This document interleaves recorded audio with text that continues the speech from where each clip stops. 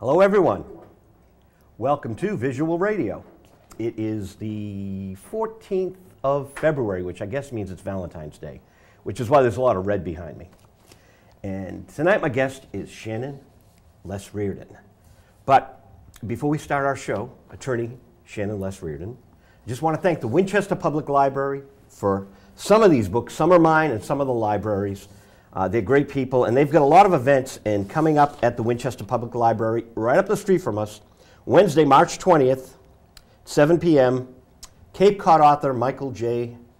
Tugias presents a PowerPoint presentation about his January 2013 published book, A Storm Too Soon. Welcome, Shannon. Thank you. A Storm Too Soon was last weekend.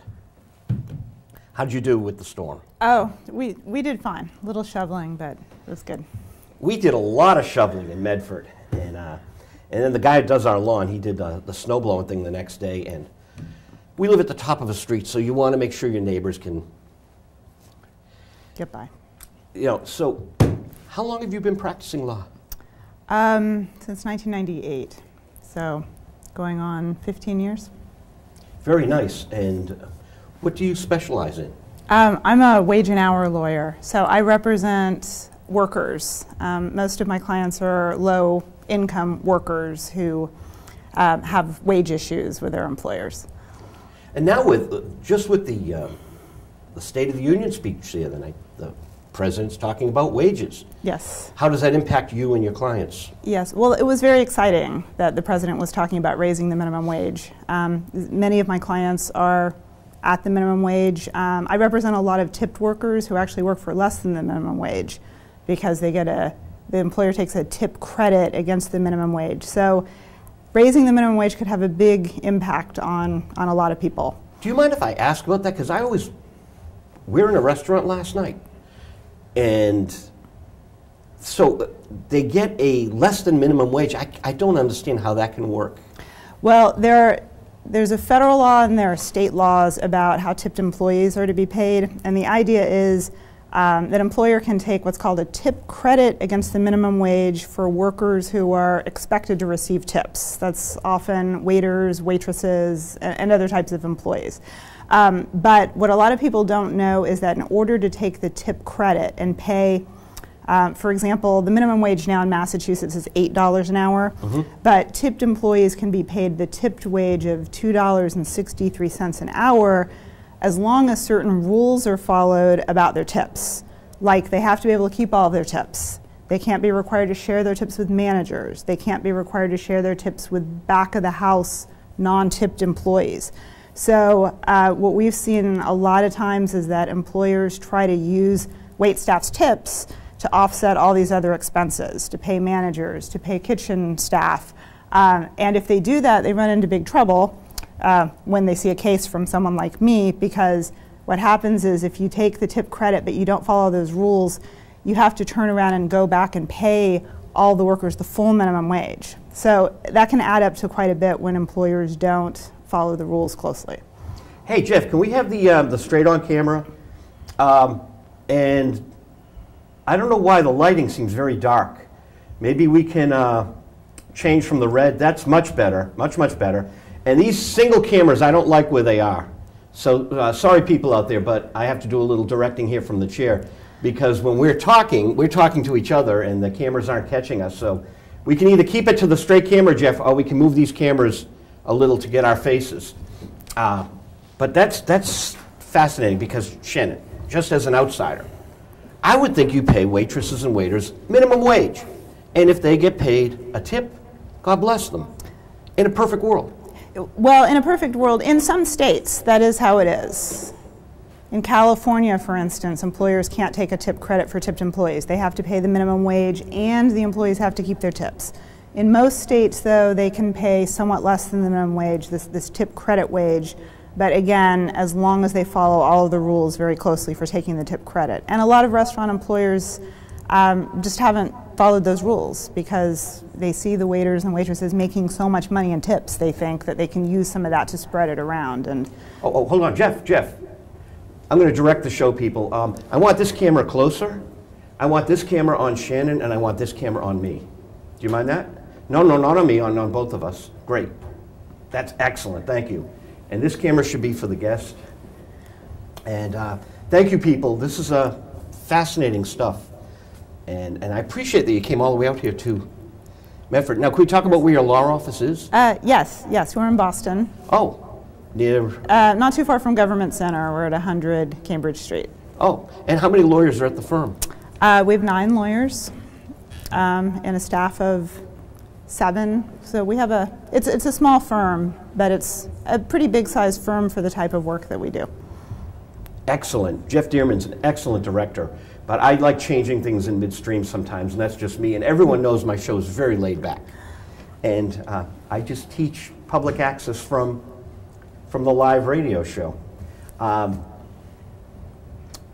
Do you basically, the whole firm basically focuses on wage and? Yes, well, we're an employee rights law firm, so we represent employees generally. We also represent some labor unions, but our specialty and what most of our practice is doing class action wage and hour cases. So I did a Google on class action King Arthur, and King Arthur Flour comes up, so I guess there was class action against King Arthur Flour? No, that was against a strip club. That was... No, but I mean there's a separate King Arthur suit, I guess, for the King Arthur Flour. I'm not aware of that one. Yeah, I'm not, but yours is yes. King Arthur's, the notorious club in Chelsea. Yes. That was that was the first case. That was the first case in Massachusetts, I believe, against a strip club on behalf of the strippers. And what we did was we challenged the misclassification of the strippers as independent contractors, because throughout the strip club industry, clubs it's kind of a backward system for how the dancers get paid. They don't actually get paid. They often have to pay in order to work. So for instance, they'll charge what's called a shift fee. They might have to pay $20, $50, $75 or $100 even just to work a shift.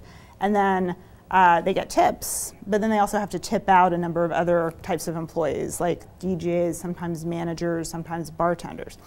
So that was the first case that we did challenging that system because... The women, the exotic dancers had yes. to pay the DJs? Yes, that's the way it has typically worked at a lot of clubs, and it's just... It's almost like they're the employers. Well, that's the way they did. That's the way they structured them. We said, no, the dancers are actually employees of the club, and they can't be required to pay to work.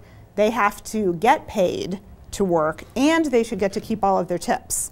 So that makes sense. That makes sense. That's what most people would probably think. But it was kind of a perverse system that they have to pay to come in and work. I mean, imagine at a restaurant, if a waiter has to pay to work for a shift because, oh, he'll get a lot of tips during the shift. No one would think that makes sense. And that is a fair comparison.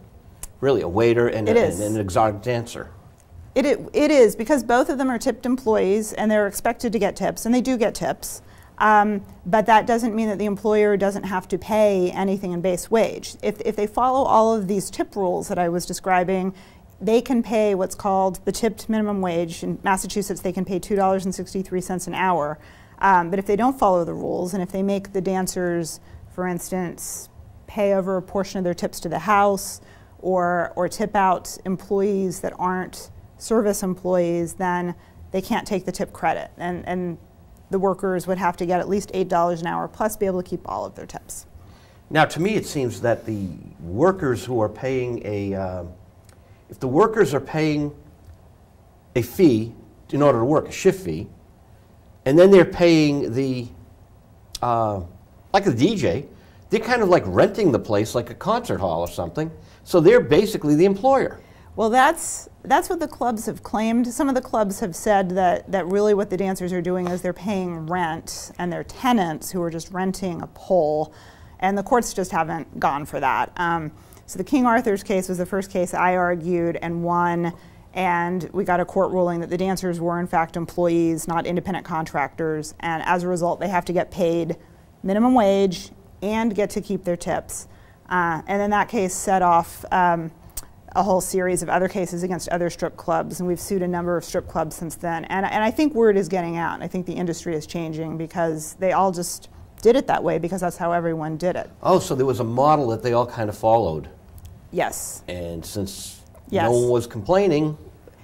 Exactly, and that's kind of been our specialty, which is that we see a model that's being used throughout an industry, but just because everyone's doing it doesn't mean it's legal, and we've been challenging a number of those models. Or even fair. Exactly, exactly.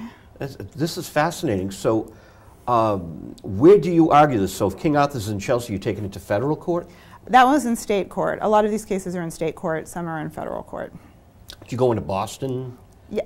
The state court in Boston? Yeah, well, yes, there's Suffolk Superior Court, which is right by our office. There are other courts. Oh, it's a Superior Court you go to? Yes, yes. Middlesex, Superior Court, Essex. So we travel all around, and we're in federal court, and our firm actually has a national practice. So we're doing cases around the country.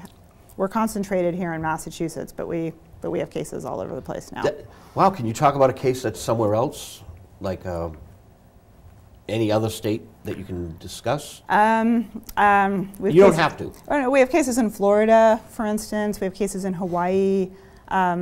Because of this specialty that we've developed on behalf of service workers, there are a lot of hospitality workers in Hawaii, places like Hawaii and Florida, big hotels that are not paying out all of the tips to wait staff. It's a pretty prevalent problem.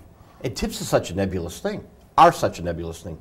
A good worker is going to get more, a great waiter, and people, maybe a shy waiter who's really good but not really personable might not get as much money. So you really need protection. Well, you need protection because if you work for tips, tips are your wages. So I think for a long time a lot of employers didn't really recognize that, and they saw tips as being some kind of extra, some kind of bonus. But the legislatures have passed laws saying that tips are wages for service employees, and there are special protections for them, so the employer can't dig into them and try to use them for other costs. Interesting. I have a good attorney who helps me with contracts, and we went to lunch, and he goes, give a good tip, and he's just really adamant about it. So now I know why. Lawyers seem to know that what these people are really earning, and I don't think the general public understands. I certainly don't. I just assumed a waiter or waitress got a minimum wage. I just assumed it. Right. Well, another thing that people don't think about a lot, and it comes up in many of our cases, is when gratuities are added to the bill. There are laws in different places, and there's a law in Massachusetts in particular that says that if a service charge is added to the bill, that has to go in full to the wait staff also. We've had many cases in which restaurants, hotels, country clubs, catering establishments don't pay out the full proceeds of service charges to the wait staff. They take a part of it to fund their own operations. They use some of it to pay the management. They use some of it to pay a banquet coordinator. They use it for all types of things. But the law here in Massachusetts is pretty strict about that. If there's a service charge or anything that looks like a gratuity that's on a bill, it has to get paid to the wait staff. Let me ask what the gratuity is. If that's like you're playing with a credit card and you put on the credit card bill like, you know, $10 as a tip, is that what you're talking about? Yes, that's a tip. If you write in $10, that has to go to the waiter or waitress. Yes, okay, good. That has to. And in Massachusetts, the law is clear that a service charge is a tip. So even if the gratuity is included in by the establishment, that has to go to the wait staff. And so then that's great. So we've gotten into all this kind of game playing because I started doing these cases about 10 or 12 years ago, challenging employers that would put a service charge on the bill but then not pay it out to the wait staff. Like a lot of times what they'll do is they'll say, oh, we're paying a higher hourly rate because, so they don't need to get that service charge because instead of paying $2.63 an hour, we're paying $10 an hour or $12 an hour or $14 or $15 an hour or even more. But it doesn't matter because if they put something on the bill that looks like a service charge, the law says it has to go to the wait staff. Service. The person giving the service. Because otherwise, customers in the food and beverage industry would most likely leave a tip. But if you see a service charge already added, you think, oh, the tip's included, so I don't need to reach into my pocket or add a little more on at the end of the night. So that's a protective law that protects that protects workers who work at banquet events, restaurants, hotels, and it's pretty important and has been flouted so many times by so many employers. You were on Boston Neighborhood Network? Yes. Was that when they were at the Transportation Building, or now they're in Roxbury? They broadcast this show, so I've been over there. Yes, I thought it was out of BU, if I'm not mistaken. BU has their own. They could have taped at BU because BU has a whole telecommunications building. WTBU, then of course 90.9 is out of there, I think, or unless they moved over to Brighton. But so you had the full studio. What do you think of our little place here? It's nice. It's very nice. We love it. It's just really a good environment to have creative people exchange ideas. So class action lawsuit, I would think now with a good track record, if someone gets a class action suit, they're going to be like chilled. Like maybe it's time to settle right away. Do you ever get that kind of like, let's talk? Well, it varies. Every case is a little different. Some places will try to settle quickly. Other places will fight it for a while, and we may spend years in court. And you just never know going into a case whether it's going to be one that will resolve quickly or whether it's going to be a long haul. Now, I wonder if any of the businesses, and this is really out in left field, but when people play music in a restaurant, if it's large enough, they have to pay BMI or ASCAP or CSAC. Do the establishments ever come to you and want to fight paying the music bill? I haven't had too many establishments come to me asking me for legal advice. Okay. Sometimes, when the attorney's fighting them, then they say, hey, I have this issue and it's kind of similar, but it's now I'm on the other end of it. I haven't heard that. I haven't heard that one. Because some of the restaurants don't want to, I'm a musician, and so if you have a hit record, they have to pay into BMI, Broadcast Music Inc., or ASCAP, and I don't know if you know how that works, and then they get a royalty to the artists. And for the smaller venues, it's very difficult, but for the larger venues, sure, they should, pay the licensing fee. But so a lot of the restaurants are up in arms sometimes over having to pay a quarterly fee. I just thought I'd throw that in there. As you can see, some of these are music law books. So the class action suit itself, is there anything outside of the service industry? Someone comes to you with a class action suit, like, I know a neighbor of mine said, there should be a class action suit for parking meters. There's no parking enforcement in Medford. And a neighbor of mine said there should be a class action suit so that the citizens can get the revenue that we're losing out from not having parking enforcement. Does that make any sense? That's interesting. Well, our specialty is class action suits on behalf of employees. So I do get people talking to me all the time about a potential class action suit for consumers, or you buy some kind of product that doesn't work or that was malfunctioning, and there are a lot of cases like that out there. That's just not our specialty. We're really focused on labor law and employment law, and in the service industry, I really got started in this area because of my work for service workers, particularly in food and beverage. But another big part of our practice that we focus on now is independent contractor misclassification, which happens in so many different industries, and it's a real scourge on those industries where it happens, because you have workers there who they really are employees, but because they're being called independent contractors, they're not eligible for workers' comp if they get injured, or unemployment if they lose their jobs, and because the employers call them independent contractors, they don't care about whether or not they're getting even minimum wage or overtime when they work more than 40 hours a week.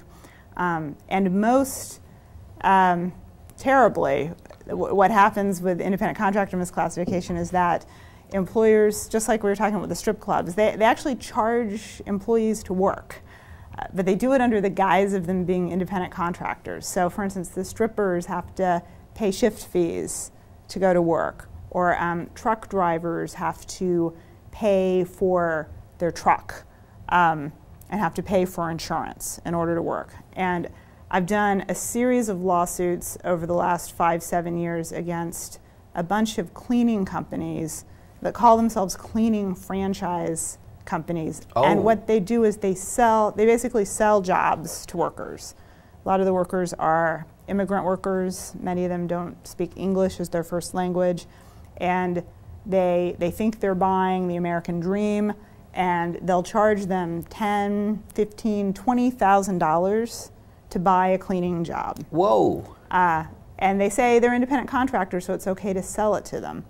And I've gotten rulings from the federal court that you can't do that, that what they're doing is selling a job to workers, and you can't do that.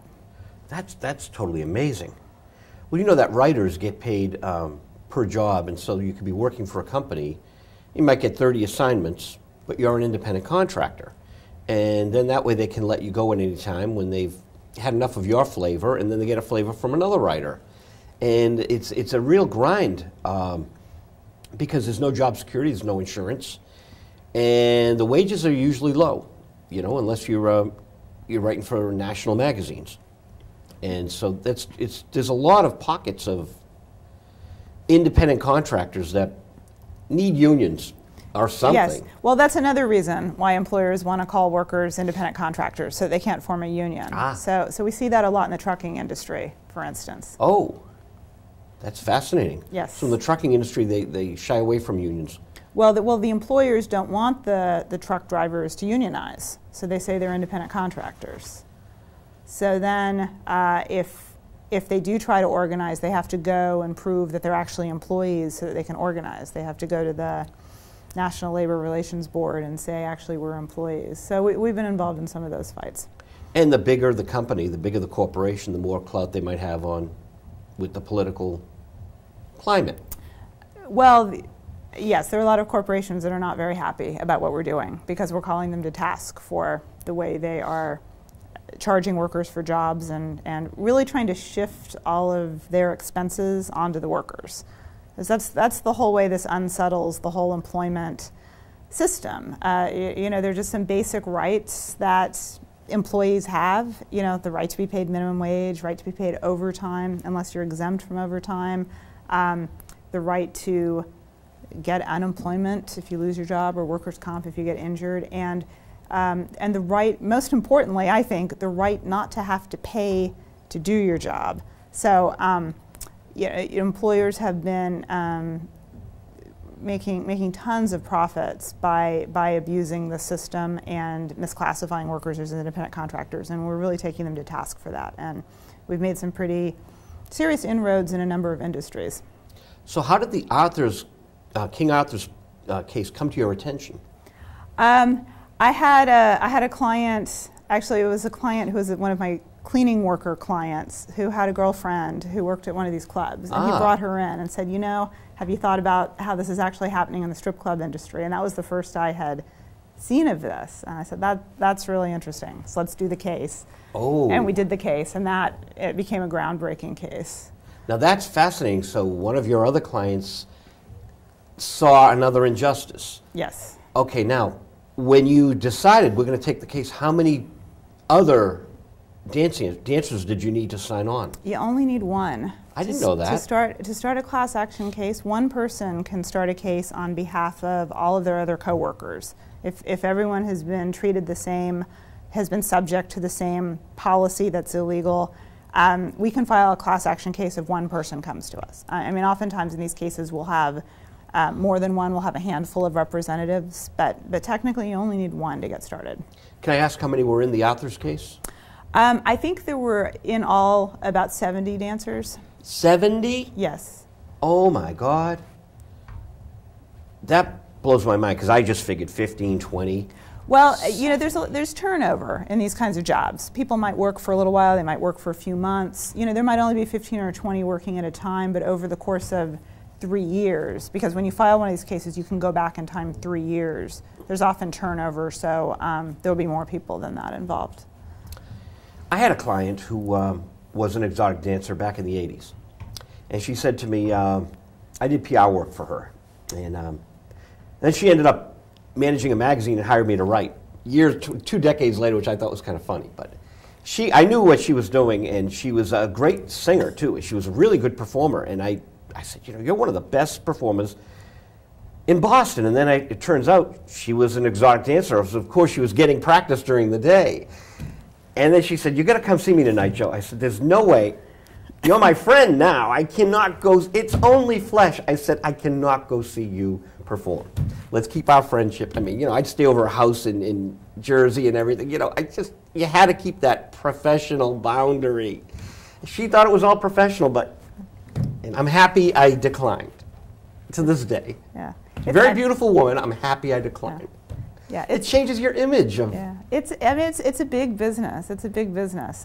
People may have different views of the industry, but the truth is there are a lot of people who are making a living doing this, and there's just a lot of money that comes in. There's a lot of money that changes hands at these clubs, and before this, not too many people were really looking at the questions of how is the money changing hands, and are the workers actually getting the piece of it that they should be.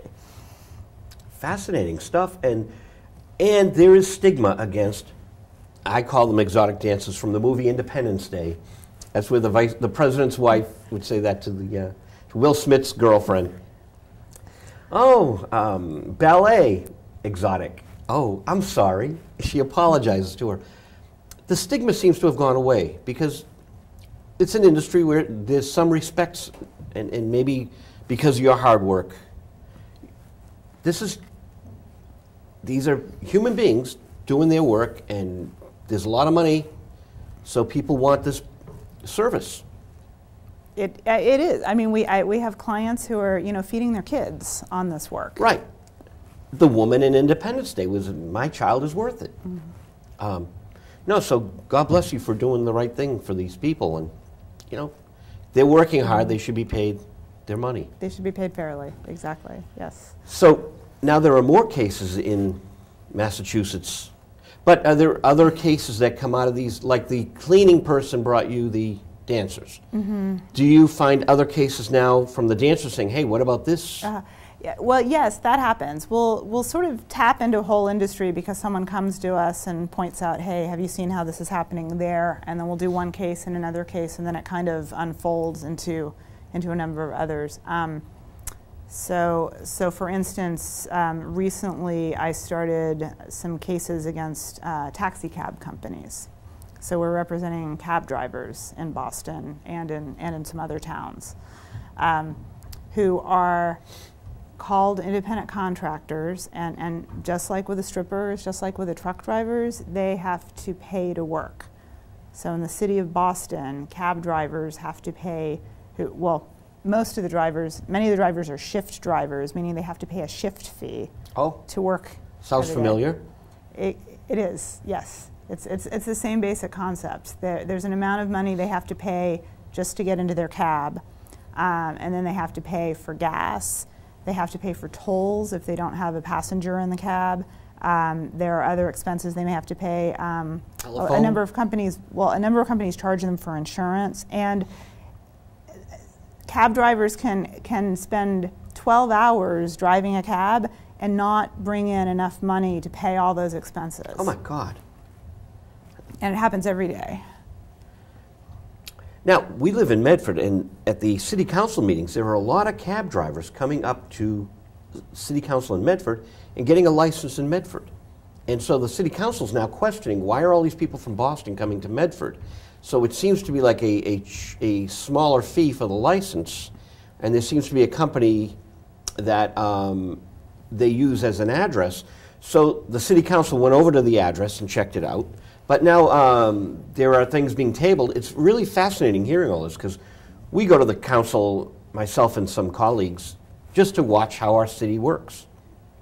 And we see this whole taxi cab thing. So I don't know.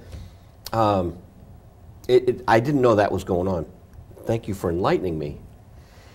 Anything that really inspired you in court? Any like really different story that you can tell on the air that you found really maybe fascinating to you as a lawyer? There have been so many. There were the SkyCap cases that I spent a number of years on. I don't know if you know about those. No. What happened a number of years ago, it was around 2005, 2006, the airlines were looking for extra ways to make a little extra money, because the airlines, after 9/11, the airlines were trying to figure out how to frankly had a nickel and dime the public as much as they could to try to get back on their feet. And one of the bright ideas that someone in the airline industry came up with was they noticed that out on the curb, right outside the airport, there are sky caps who work there who help passengers check in their luggage. People who don't feel like lugging their luggage all the way inside, and they want to be able to check it right outside and get their boarding pass and not have to wait in the lines inside. So traditionally, passengers have used sky caps and they tip them. And that's how the sky caps make their living, is through tips from passengers. And what appears to have happened is some airline industry people were watching this and realized there's a lot of cash changing hands between passengers and sky caps, and somehow that cash isn't going to the airline. So it's a lot of work going on. It is. So one by one, the airlines started implementing, it was around 2006, a curbside check-in fee for these bags, and at the time it was $2 a bag. I remember. Which was the amount of a typical tip. So it looked to passengers like this was the SkyCaps tip. And a lot of passengers, they thought, oh, well, we used to be able to decide whether we tip you or how much we tip you, but now they put up a sign saying we have to tip you $2. So they would say, okay, here you go, here's your $2, thank you very much. They thought it was the same as it was before, it was just now mandatory. But that wasn't the case at all. SkyCaps weren't getting to keep the $2. It was going back into the coffers of the airlines. So, whoa. So that was pretty dramatic to me when some SkyCaps came and talked to me about that, and I saw that that's right. I think passengers are paying it because they think that they're tipping you. Can I ask if they were being paid minimum wage anyway? They were not being paid minimum wage. They were, well, at the time they were taking the tip credit because the SkyCaps did get tips, but then when they started this $2 per bag charge, it was cutting into their tips because most people just paid the $2. They didn't pay anything extra. If they paid anything extra, it was very little. So the SkyCaps were devastated when the airlines started doing this because the airlines were just taking the money right out of their pocket. And there's really little way you can say, I'm not getting paid, can you tip me? It's gauche and you can't do it. You can't do it, and you can get fired for it. I mean, at a lot of jobs, employers don't want, for obvious reasons, they don't want their employees to be soliciting tips from customers. It's just, they depend on customers' generosity and customs. So when I talk to people, I remind them a lot that the people who are working in service positions that you come across every day, waiters, waitresses, SkyCaps, taxi drivers, you don't think so much about that extra $1 or $2 or $5 or $10 that you might give them, but it really means a lot to them because those are the wages that they're counting on to feed their families, pay their rent, go to school, whatever it is they're doing. And I'm going to tell people that in the future because I didn't know that. I assumed people are getting minimum wage. I just assumed it. And I think people feel good assuming things. I think people assume that's the way they think it should be, and when they learn that that's not the way it is, I think it does change people's perceptions. It's changed mine. I'm really thrilled you're on the show tonight just to get the word out because this is important. This is very important. Yeah. And yeah, well, so a related topic is that the service charges that I told you about, it's something that people don't think about but should think about. If you say you go to a restaurant, you have a private party, maybe you're having a little dinner party, and so they add a service charge to your bill, or maybe you're planning a big party, you have a daughter who's getting married and you have a big banquet event for the wedding, and then there's a charge that's put on the bill at the end of the night.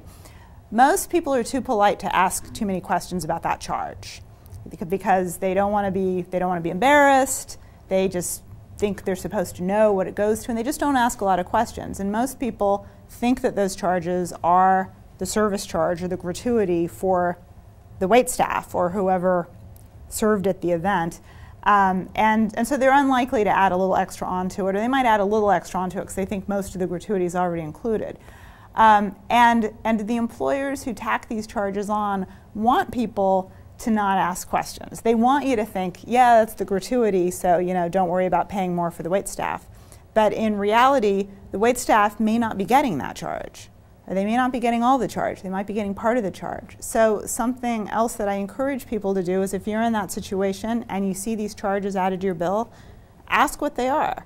Because if you find out that it's just another charge that's going back to the place that you paid all this money for the food, you can say, hey, I already paid you all this for the food, and now why am I paying you another 18%? So they're going to have a response, aren't they? Well, they'll sort of hem and haw. Sometimes they'll say, oh yeah, well, it takes care of the staff and covers other expenses, or they won't really come out and tell you. But if it's not all going to the staff, you should call them on it. And you should say, hey, I'm only going to pay that if you tell me it's going to the staff.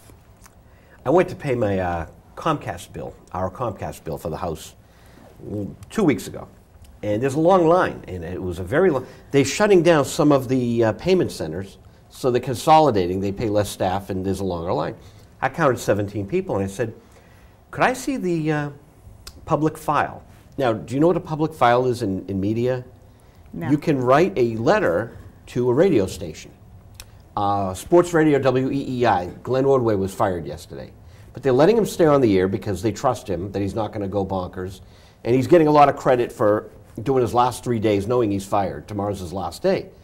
But you could write to the public file, and I could say, hey, I, Joe Viglione, want Glenn Ordway to stay. Or I could say, hey, good man, 27 years, but it is time for a change. But you can write a positive or negative letter to the cable provider or to the radio station. Comcast had me wait 15 minutes, and they made an employee go into the back, and the line turned to 25 people, and we were just waiting and waiting, and I said, I can't wait. I'll come back another time. But they didn't want to show me the public file. And I was fascinated that they use techniques. So if you're asking about this gratuity fee, is it called? Or a service charge. Service charge. Mm-hmm. So they have these ways of making everyone punish for someone asking a question they, by law, have to answer. Mm-hmm. I mean, there's a law, public file. You have to answer this. 15 minutes I waited. I timed them. Mm-hmm. I, of course, knew what I was doing, but, the bottom line is I didn't know they'd react that way. And I just wrote it down and walked out. But it's fascinating how upper management has these ways of dealing with people who ask too many questions. Right. Right. Well, they depend on people not asking those questions. I had a guest a couple of weeks ago, and he has 4 grandchildren, I think. And he said his wife has got the name of troublemaker because they want to know why the swings at one park are always good and the swings in another park are broken. And the wife will complain to City Hall, and she's called the troublemaker. And I was like, that's fascinating. So we're supposed to just take it and not go to a lawyer. Right. Well, we often find that in our cases. A lot of times people will call us who they knew there was something wrong going on for a long time, maybe even years and years, but because they're working for a place, they don't want to rock the boat. Yep. They don't want to be a troublemaker. They don't want to risk their jobs, they fear, by coming forward. So a lot of times we'll have people who come to us because they're done with a job, they've quit, or they got fired, and now they're ready to make the complaint about. Or they may have a complaint that really is different. They're upset about being fired, for instance. We might talk to them and say, I know you're upset about being fired. You don't really have a legal challenge to that, but you know what? Your employer wasn't paying you correctly, and there's a big case here. And that's a lot of times how cases start. We do have a number of cases where employees who are still working for an employer will come forward. It's very brave of them, but they'll come forward, and if they file a wage complaint, they're protected from retaliation. Wow. So it would be illegal for the employer to lay a finger on them if they've filed a wage complaint. And in some ways it almost gives extra protection to them because the employer knows I got to be hands off because I'm really going to get into trouble if I do anything to this employee. That is really good news because a lot of people are afraid of retaliation. It's a big issue. It's a very big issue. I mean, in the cases we've had on behalf of exotic dancers, it's a significant issue. Obviously, it takes a lot of guts to challenge these establishments, and we've had very strong clients come forward who say, I'm going to stand up for what's right. Now, I don't know much about the industry other than my friend was dancing back in the 80s. Do they go from club to club, and can they be blacklisted? They do go from club to club, and word does get around, yes. So a lot of times it's people who are not working in an industry anymore who then feel that they can take, they're not as worried anymore about what that's going to mean. But but at the same time, if someone works somewhere and they they have a lawsuit, say, against one employer, and then they go try to work someplace else, and if they don't get hired because they found out, that employer found out they had a lawsuit against the other employer, that's illegal too. So we've had cases challenging that. But I do agree, it's a big problem that a lot of our clients are very nervous about stepping forward, but we try to reassure them there are laws that protect you, and we'll go to bat for you if anything happens to you. And now let's take authors. Things, now that the case is over, everyone happy? Are things nice and smooth, maybe, in that world? Well, I think that case started kind of a chain reaction among other clubs, and as a result, a lot of dancers have gotten a lot of money paid back to them. A lot of practices have changed at many of the clubs, and it's not 100% yet. There's still a lot of non-compliance out there. There's still a lot of clubs that haven't gotten the message, but by and large, what we're hearing, there are changes that are happening in that industry. And we're also quite excited about changes we're seeing happening in other industries where we've been making these inroads. And we're seeing employers change their model to calling their workers what they are, which is employees rather than independent contractors. So I'm going to ask you some other questions about what you do. And like I said earlier, this show is about our guests. So if you don't like the questions, you don't have to answer them. I'll make up my own. You're free to do that too. You like to read law books? Are you reading law books? I wish I could. I really spend most of my time reading legal briefs, and I've got 3 kids, so life is a little busy for me. I don't have as much time to read for pleasure as I wish I did. Now, are the kids in school? They are, yes. Okay. Yeah. And what do they think when Mom goes to court when she wins? Is there a celebration? Yeah, I think that's pretty. They think it's pretty cool. They've come and watched me. Not my little one, but my others have come and watched me, and it's fun. It's fun to be able to explain to them what it is that I do, and show them who it is that we're fighting for. That it's working people. Do they see Mom as a judge sometimes, Your Honor? Do you get? I don't get that too much. Okay, so they pull rank and you're our mom. That's that. Yes. When you come home, you're Mom. Yes. So legal briefs. Now, legal briefs, are they from your firm, or do you have to read just to look for precedent and such? Well, I mean, I read decisions, court decisions. That's a lot of my time spent reading. What we're constantly doing is we're writing briefs. We're reading the employer's briefs, and we're writing our own briefs. Mm-hmm. So that's a big part of what we do. We're in court a lot. I'm in court every week. Most weeks I have court hearings just where I'm making arguments. Or? Yeah, procedural, but motions.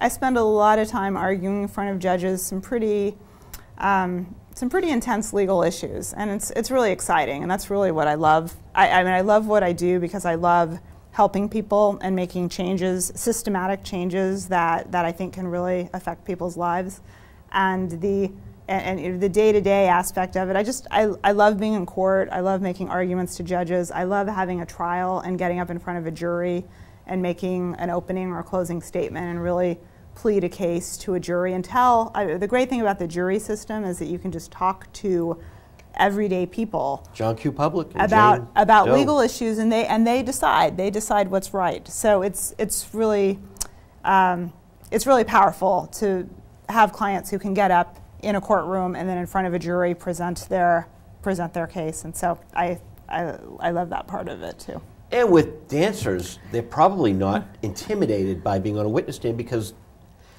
they've taken it all off in front of their customers. They can get in front of a courtroom and be more open, maybe. Well, I had a client who's a dancer recently who testified at a hearing, and I said, I know you're going to be nervous. It's always nerve-wracking getting up there. And she said, I take off my clothes in front of strangers for a living. I think I'll be okay. I said, you're right. I think you'll be okay. And see, I must be psychic. I figured that out. Well, it's and now law is all over TV. I mean, Law and Order SVU, Law and Order Criminal Intent, Law and Order Regular, which I think is a really well done show and really well written, although it's expensive for TV, which is why we're getting all this reality stuff. But what you do is important, and I'm so pleased that you came out here tonight to share your stories with us, because thank you. This is just good community stuff that people need to know, that your waiters and waitresses aren't getting the money you might imagine they're getting, and I guess we just can't take for granted people that are in the service industry. You know, That's right. some of the fast food chains train their people on the job, so they have little cheat cards, and you can actually see someone trying to learn how to make your sandwich for you, and I think that's so wrong. Train a person, and then they're dealing with the public, and it's a little known secret of that industry that they're training people on the job. I think they should pay a worker for the training and then put them out there when they've been properly trained.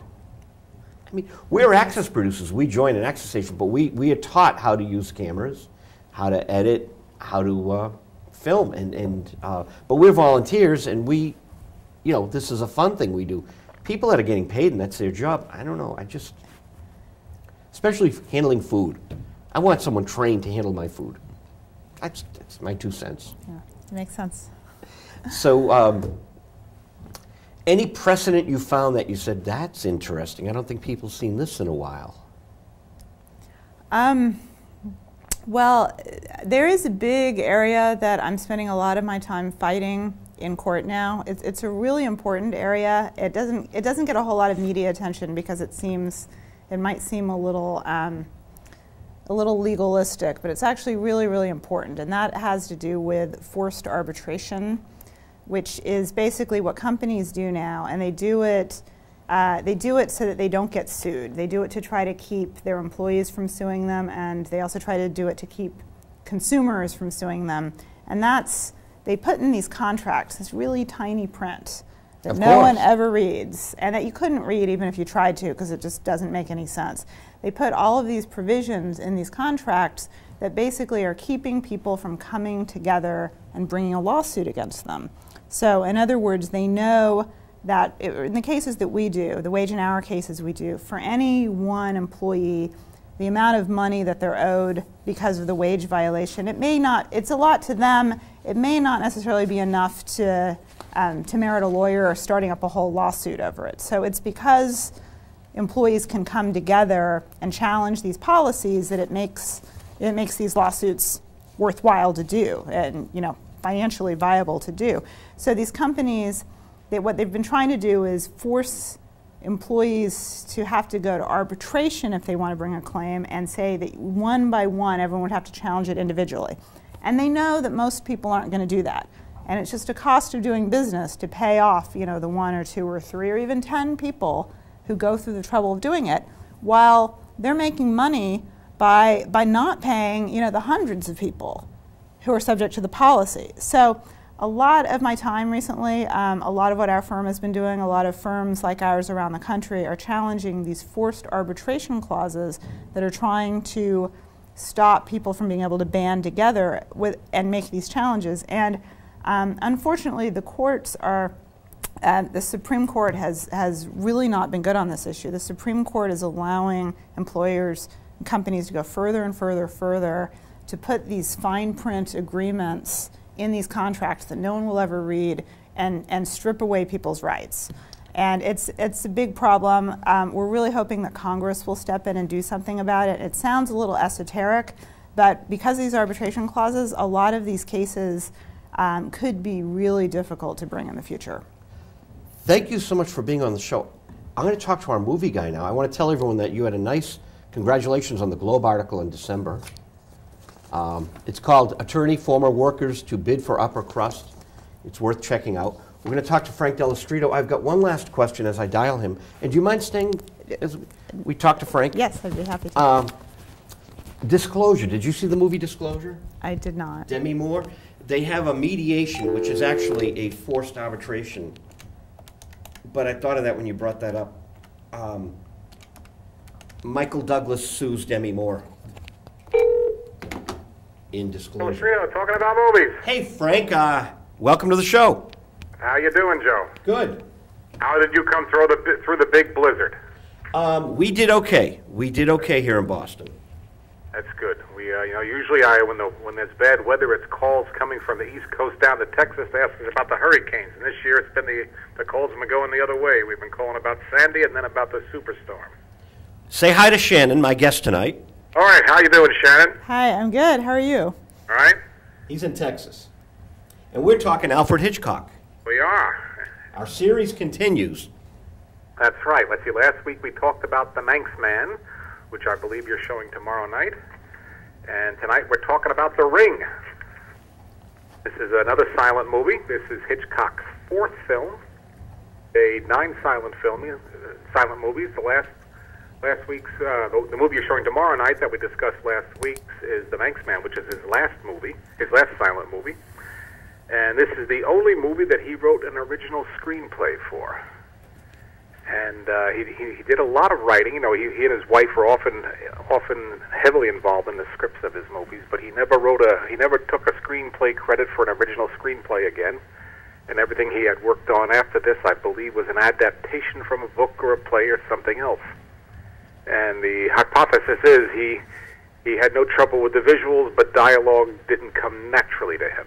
So when sound movies came in, basically he put his career of writing original screenplays on the shelf and decided he would do adaptations and get help with the dialogue thereafter. Fascinating. We often talk about on this show about how silent movies ended and sound came in and that killed a lot of careers. And unfortunately, sometimes it killed people literally. And the star of tonight's show, star of the movie we're discussing tonight, which we'll be showing next week, is a woman named Lillian Hall Davis, who we've seen her a few weeks ago in The Farmer's Wife. She was very good in that movie. She's very good in this movie. But sound is coming in and will kill her career, and she will commit suicide in 1933, 6 years after this movie's made, because her career just went downhill and had nowhere to go, and she was so despondent she took her own life. That's horrible. Yeah, but I mean, there's dozens of stories of like that in this era, where people who were famous, making very good money, and overnight their careers were gone. It's almost Hitchcockian. Yes, it's rather Hitchcockian. And one might say this movie is not quite Hitchcockian, because as we discussed last week, in this stage of his career, he is making movies about love triangles, unhappy loves. Last week's movie I always get confused at the time. The movie we discussed last week that you're showing tomorrow is a love triangle story, and nobody at the end of that movie is happy. I'm not going to give away any of the plot, but on this movie, but I guarantee you a happier ending than the movie they'll watch tomorrow night. And just to get everyone clear on it, it's going to be The Manx Man on the 15th, tomorrow night at 9 o'clock here at Winkham. And on the 22nd, we're playing Hitchcock's The Ring. His, what again is it? The final movie that he wrote entirely. The movie he ever wrote, Only one. Only original screenplay he ever wrote. Everything else was an adaptation. Fascinating. And I interrupted your train of thought, but that was important. Okay. Let's see. The movie you're showing tomorrow night stars a Dane actor named Carl Brisson, and he is also in the movie we're discussing tonight, The Ring. And again, nobody's heard of him. He was doing quite well in silent films, but once sound came in, his Danish accent couldn't make it, and so he went off. I think he spent the rest of his career in Denmark, but you won't hear of him again. So I think, Joe, you're the only guy that can claim you've shown Carl Brisson movies back to back.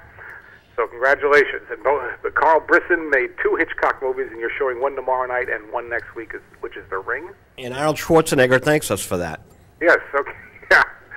And the third part of the love triangle is an English actor, Ian Hunter, who we Americans who watched 1930s and 40s film tend to associate with kings. He played King Richard in Errol Flynn's Robin Hood movie, and he played King Edward in the Boris Karloff Basil Rathbone Tower of London. And he was kind of a standby British actor who picked up a lot of roles in Hollywood in the 40s. And Hitchcock, the title The Ring. 10 seconds. Okay, The Ring, it's a boxing movie, but it's also got a wedding ring in it. Love triangle. Thank you, Frank. I'll talk to you next week when I think we're showing The Saboteur. Bye-bye. Yes, bye-bye. Thanks. And that's Frank Delastrito, the views and opinions on Visual Radio. Live are those of the host and his guests, and not necessarily those of WinCam. Its board of directors, staff, volunteers. And thanks to Jeff Dearman, our director. Thanks to Gene Martin, our assistant. Thank you to Shannon for being on our show. Thank you to Judy Kellerman and to WinCam. We have some sports guests next week. We're going to have a lot of fun. And we have Manel Suri coming in next week in the studio. We'll be broadcasting that live. 5 seconds. Thank you, WinCam. Tomorrow night, Manxman, Hitchcock. Good night.